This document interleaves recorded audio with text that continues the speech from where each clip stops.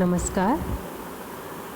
आज हम स्टार्ट करते हैं इमाइल दुर्खिम का योगदान। पिछले अध्याय में हमने पढ़ा था दुर्खिम का धर्म का सिद्धांत और सामूहिक चेतना का सिद्धांत। आज हम जानेंगे दुर्खिम का सामूहिक प्रतिनिधान का सिद्धांत, कलेक्टिव रिप्रेजेंटेशन। दुर्खिम के अनुसार सामूहिक प्रतिनिधान सारे समूह के द्वारा स्वीकृत व्यवहार अथवा विचार होते हैं जो कि सारे समाज में फैले होते हैं तथा ये सामूहिक चेतना के प्रतीक होते हैं। सामूहिक प्रतिनिधान व्यक्तियों पर सामाजिक नियंत्रण रखते हैं। सामूहिक प्रतिनिधान सामाजिक चेतना के द्वारा ही बनाए जाते हैं और ये व्यवहार अथवा विचार होते हैं जिनके प्रति लोगों के मन में मानसिक और भावनात्मक लगाव उत्पन्न हो जाता है, जिसके कारण समाज के सभी सदस्य इसका पालन करते हैं। व्यक्तिगत चेतना की अंतःक्रिया से सामूहिक चेतना बनती है तथा सामूहिक चेतना से सामूहिक प्रतिनिधानों की उत्पत्ति होती है। दुर्खिम के अनुसार ये सामूहिक चेतनाएं हमारे धार्मिक विश्वास, धार्मिक अनुष्ठान, ज्ञान की श्रेणियां, समय, स्थान आदि सभी हमारे सामूहिक प्रतिनिधान होते हैं।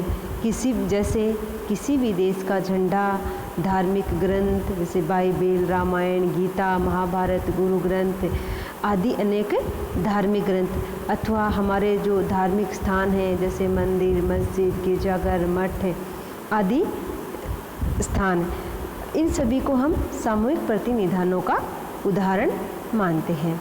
दुर्खिम का मानना है कि किसी समाज को समाजशास्त्रीय दृष्टिकोण से समझने के लिए उसके हमें सामूहिक प्रतिनिधानों का अध्ययन करना आवश्यक है। हर समाज के, हर धर्म के अपने अपने सामूहिक प्रतिनिधान होते हैं और उस समाज के सभी सदस्य के द्वारा उन सामूहिक प्रतिनिधानों का पालन किया जाता है। उनके साथ उन व्यक्तियों का एक लगाव व जुड़ाव जुड़ा हुआ होता है। सामाजिक तथ्य। दुर्खिम ने सामाजिक तथ्य को अवधारणा को प्रस्तुत किया है। दुर्खिम ने कहा कि जिस प्रकार प्राकृतिक विज्ञानों का अध्ययन तथ्यों के आधार पर किया जाता है उसी प्रकार से ही हम समाजशास्त्र को भी हमें सामाजिक तथ्यों का अध्ययन करना चाहिए। दुर्खिम ने कहा कि सामाजिक तथ्य वस्तुएं हैं जिनकी दो प्रमुख विशेषताएं होती हैं, एक बाह्यता होती है और दूसरी बाध्यता। अर्थात सामाजिक तथ्यों की दुर्खिम ने दो मुख्य विशेषताएं बताई हैं, एक बाह्यता और दूसरी बाध्यता। बाह्यता से अर्थ है कि सामाजिक तथ्यों का अस्तित्व व्यक्ति के बाहर विद्यमान होता है तथा वे व्यक्ति से स्वतंत्र होते। अर्थात हम कह सकते हैं कि सामाजिक तथ्यों पर व्यक्ति का कोई भी नियंत्रण नहीं होता है, वे व्यक्ति के नियंत्रण से बाहर होते हैं। और बाध्यता के विषय में दुर्खिम का कहना है कि सामाजिक तथ्य समूह की चेतना के द्वारा बनाए जाते हैं, इसलिए ये व्यक्ति पर नियंत्रण रखते हैं। दुर्खिम ने सामाजिक तथ्यों को समाजशास्त्र की विषय वस्तु माना है।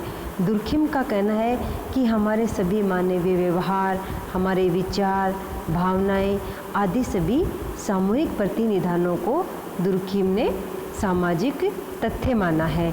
दुर्खिम ने सामाजिक तथ्यों की परिभाषा दी है। दुर्खिम के अनुसार सामाजिक तथ्य व्यवहार यानी कि विचार, अनुभव या क्रिया का वह पक्ष है जिसका निरीक्षण वस्तुपरक रूप से संभव है और जो एक विशेष तरीके से व्यक्ति को व्यवहार करने के लिए मजबूर करते हैं।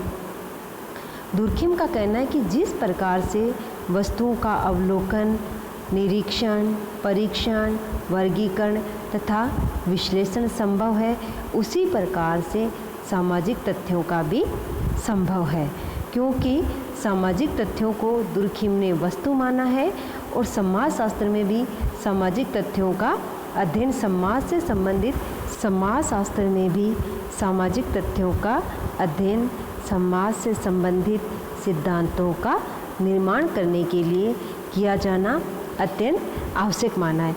अर्थात दुर्खिम के अनुसार सामाजिक तथ्य व्यक्ति के नियंत्रण से बाहर है तथा उनका पालन करना व्यक्ति के लिए बाध्यकारी माना गया है, क्योंकि ये सामूहिक प्रतिनिधान होते हैं जिनका व्यक्ति को पालन करना परम आवश्यक माना है।